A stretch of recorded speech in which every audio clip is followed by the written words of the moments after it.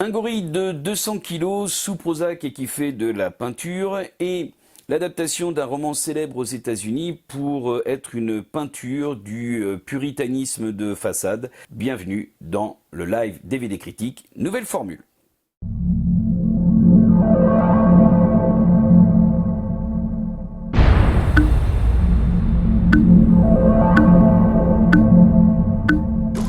C'est papa. Tu veux aller avec papa? On va leur offrir un grand spectacle. Le seul et unique Ivan.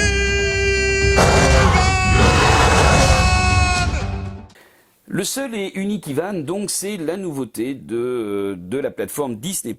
Alors, on le sait, depuis son lancement, il y a un peu moins d'un an, en tout cas aux États-Unis, et puis depuis mars en France, Disney+ est une déception parce que les nouveautés ne se succèdent pas, à part The Mandalorian, qui a été certainement le produit d'appel, la saison 1, avec le bébé Yoda.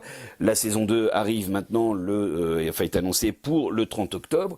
La plateforme n'a pas brillé par ses nouveautés et s'est beaucoup reposé sur son catalogue déjà existant.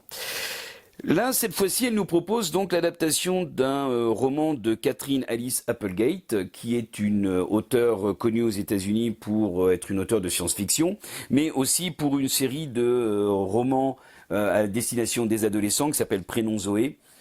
C'est un roman sur les amours adolescentes. Bon, voilà, tout ce qui se fait actuellement, qui est très populaire au sein des plus jeunes. Et puis c'est sur un scénario de Mike White, qui était l'auteur déjà de Rock Academy avec Jack Black. Alors le film en fait est une surprise d'abord parce que c'est inspiré d'une histoire vraie. Dedans on suit le parcours de Ivan, c'est un gorille dos argenté qui a grandi dans une famille et puis qui se retrouve maintenant dans une structure qui est en fait une sorte de petit cirque permanent au cœur d'un centre commercial. Un cirque qui vivote par ses effets d'apparition de ces animaux, dont Ivan, mais qui souffre, au moment où commence le film, qui souffre financièrement, le public n'est plus là, et il faut qu'il se renouvelle impérativement.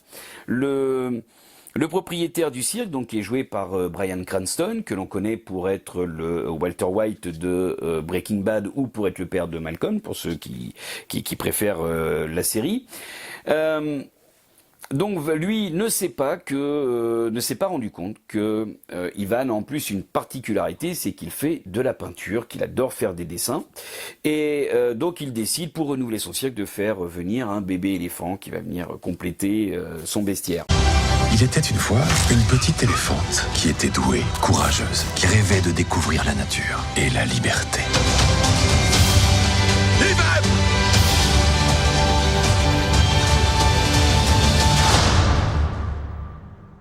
Le film, en fait, va se limiter, et c'est bien là le problème, c'est qu'il va se limiter à cette interaction qu'il y a entre les animaux, et va se dérouler sur une espèce d'atmosphère très sombre, très pesante, très déprimante, puisque Ivan parle tout le temps très doucement, on a toujours l'impression qu'il est en pleine dépression, d'où l'idée du Prozac. Pareil, il y a Angelina Jolie qui joue le rôle d'une éléphante adulte, pareil, qui parle très doucement, un petit peu comme la maman de Dumbo. D'ailleurs, le bébé éléphant, quand il arrive, on a l'impression que ça y est, on va y avoir le droit, qu'elle va pas tarder à s'envoler. Il y a le chien errant qui est le meilleur ami d'Ivan, qui se cache pour ne pas être vu des humains, mais qui donc est l'élément qui est censé faire rire, l'élément drôle, comme le perroquet, qui évidemment va se prendre à un moment donné une porte. Enfin bon, tout est téléphoné. Les gags de ce chien sont absolument pas drôles parce qu'on les a déjà entendus dans plein de Disney. Et ce Disney-là, justement, c'est l'exemple de ce que Disney sait faire de pire dans ses réalisations, c'est-à-dire des films sans âme, sans relief, alors qu'en fait il avait une histoire, puisqu'effectivement c'est une histoire vraie, mais que la particularité, c'est que très très vite, les gens se sont rendus compte que Ivan était en capacité de peindre et qu'à travers ses peintures, il demandait à aller dans la forêt, à être libéré, donc à ne plus être dans cette cage. Et c'est en ça où l'histoire était intéressante, et plutôt que de faire parler des animaux, et ben peut-être que l'équipe aurait mieux fait d'orienter le film plutôt sur cette histoire déjà remarquable, à la base d'avoir quand même un gorille qui parvient à communiquer ses émotions aux humains à travers de la peinture, des peintures qui ont été exposées régulièrement aux États-Unis.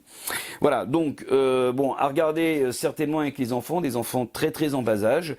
Pour les parents, prenez quelque chose un petit peu avant, histoire d'avoir un peu la pêche, parce que 1, ça endort, et 2, ça déprime.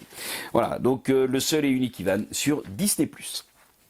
Nous passons maintenant à Netflix avec Le Diable tout le temps, réalisé par Antonio Campos.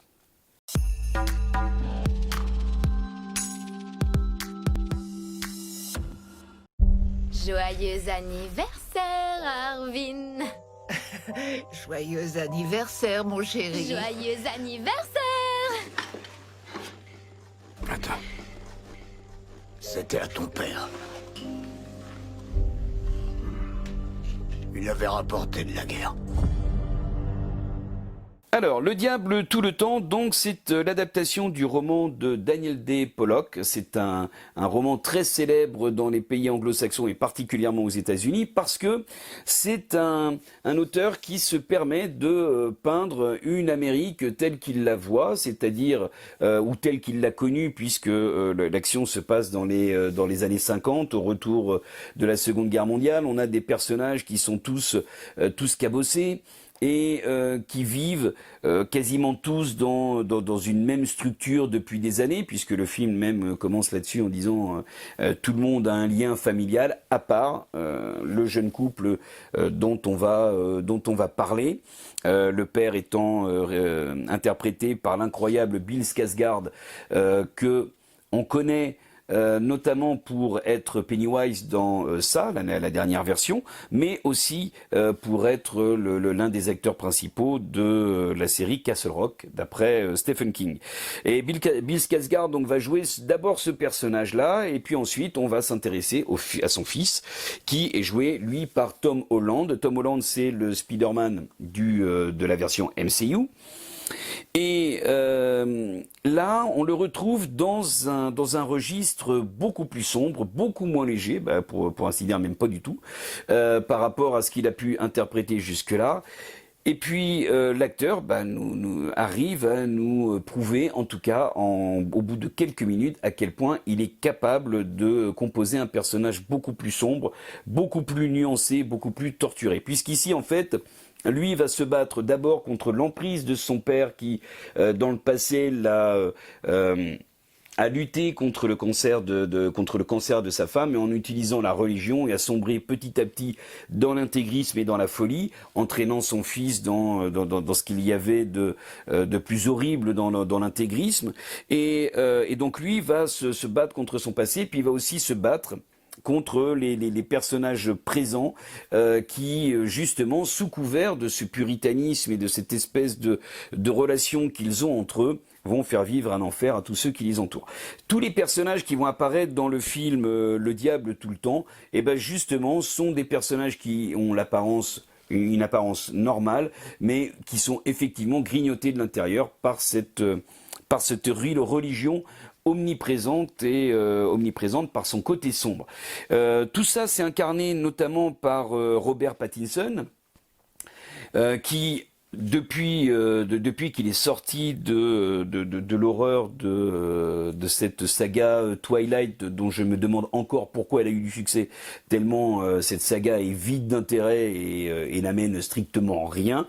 D'ailleurs, on le voit, la plupart des acteurs, à part Pattinson, pas grand-chose a réussi à sortir de cette saga. Là, sur Le Diable tout le temps, et Pattinson nous prouve à quel point il est en capacité de jouer une multitude de personnages, que ce soit des personnages torturés ou que ce soit des personnages plus lisses. Là, en l'occurrence, sa composition est incroyable et absolument marquante.